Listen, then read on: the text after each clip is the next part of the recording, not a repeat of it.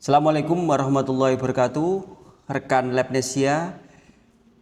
Pada kesempatan ini kita akan membahas terkait dengan pengenalan standar ISO IC 17252-2017. Pada saat ini kita nanti akan membahas yang pertama adalah apa itu standar ISO IC 17225. Terus yang kedua kita nanti akan membahas sejarah singkat ya, standar ISO IC 17225. Yang ketiga, siapa sih yang menggunakan standar ini?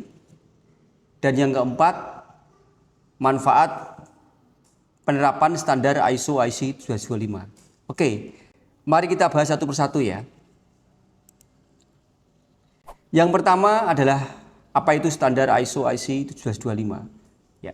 Jadi standar ISO IC 17225 itu adalah standar internasional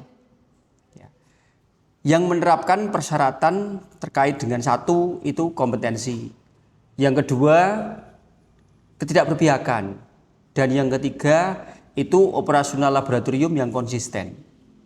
Ya. Secara sederhana, standar ini adalah bukti bahwa laboratorium itu yang pertama memiliki sistem manajemen mutu yang berfungsi dengan baik. Yang kedua, itu secara teknis kompeten untuk melakukan kegiatan pengujian. Ya. Yang ketiga, laboratorium mampu menghasilkan data yang valid, tertelusur, dan dapat diandalkan. Dan standar ISO IC 17225 ini sifatnya umum ya, untuk semua kegiatan aktivitas di laboratorium, tidak peduli berapa jumlah personilnya, berapa ruang lingkupnya, berapa alatnya, itu semua bisa menerapkan standar ISO IC 17225. Ya. Terus yang kedua, apa itu standar ISO IC 17225? Ya.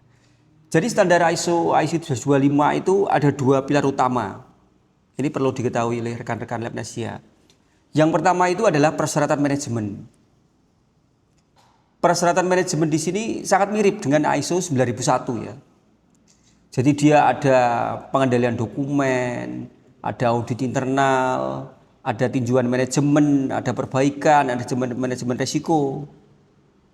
Yang kedua ini kita kenal dengan yang namanya technical requirement ya, atau persyaratan teknis. Ini yang menjadi ciri khas dari standar ISO IC 17225. Yang tidak ada di standar-standar yang lain. Ya. Ini contoh. Pertama terkait dengan validasi metode.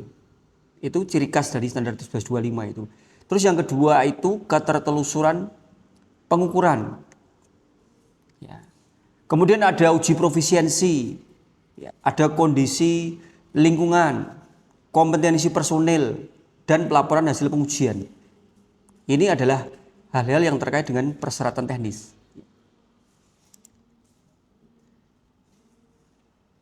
Berikutnya, sejarah singkat ISO IC 17225. Ya. Jadi sebagai sebuah standar ya, standar ISO IC 17225 itu dia mengikuti zaman teman-teman ya. Jadi yang versi yang per hari ini masih berlaku RS 2017 itu versi yang terkini.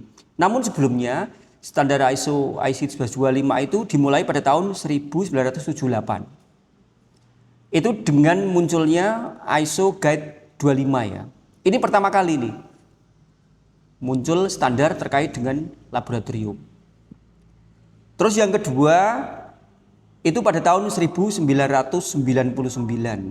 itu muncul ISO IC 17025 tahun 99. Ya, ini adalah standar yang kedua ya, evolusi yang kedua.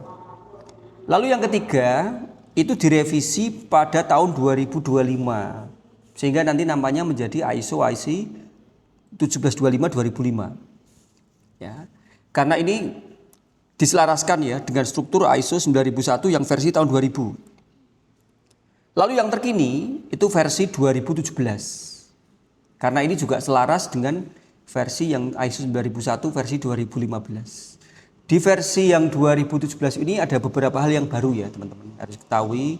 Yang pertama itu adalah terkait dengan base risk thinking atau berpikir berbasis resiko. Ini versi yang lama nggak ada. Jadi kalau yang versi yang lama itu adanya tindakan pencegahan. Versi yang baru diganti dengan risk based thinking. Kemudian juga versi yang 2017 ini lebih fokus pada teknologi informasi, teman-teman. Jadi semua data-data digital yang bisa digunakan di laboratorium itu diakomodir di ISO 11225 versi yang terbaru. Ya. Kemudian strukturnya juga lebih bagus ya, karena sudah dibedakan mana persyaratan umum, mana persyaratan struktur, mana persyaratan sumber daya, mana persyaratan proses, mana persyaratan dari manajemen. Ya. Lalu siapa saja yang bisa menggunakan standar ISO IC 11225? Ya. Jadi secara umum, ketika ada sebuah laboratorium yang sudah operasional dan dia melakukan kegiatan pengujian ataupun kalibrasi, asalkan ada kegiatan pengukuran ya atau perhitungan, ya, itu bisa menerapkan standar 11225. Ya. Intinya adalah laboratorium yang menuntut adanya kepercayaan, adanya keakuratan, adanya pengakuan oleh pihak lain, itu bisa terakreditasi. Jadi bisa diaplikasikan untuk laboratorium kalibrasi. Ciri khas laboratorium kalibrasi itu adalah sampelnya itu khusus ya, teman-teman semua. Jadi untuk lab kalibrasi itu sampelnya khusus, yaitu alat ukur. Ya.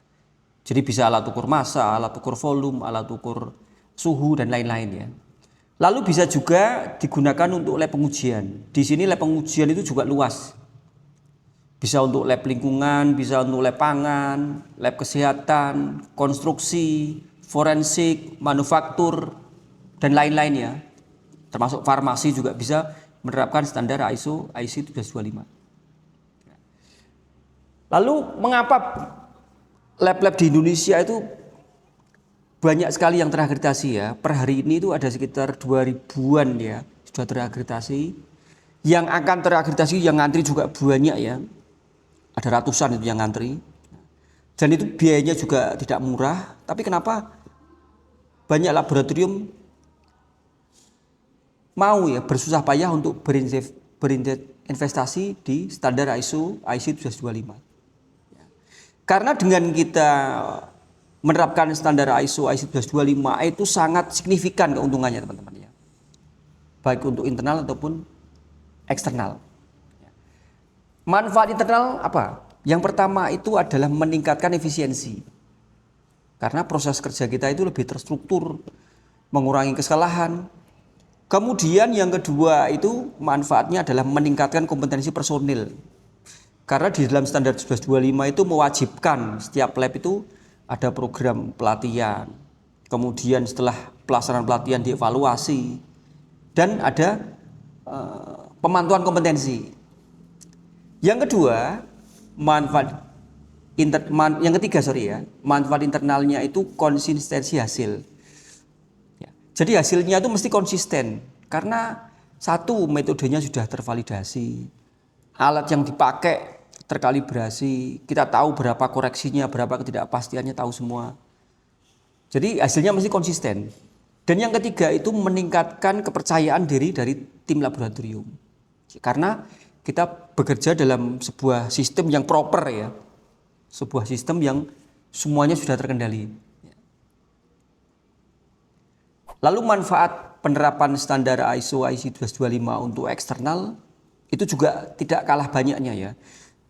Yang pertama, meningkatkan reputasi dan kredibilitas.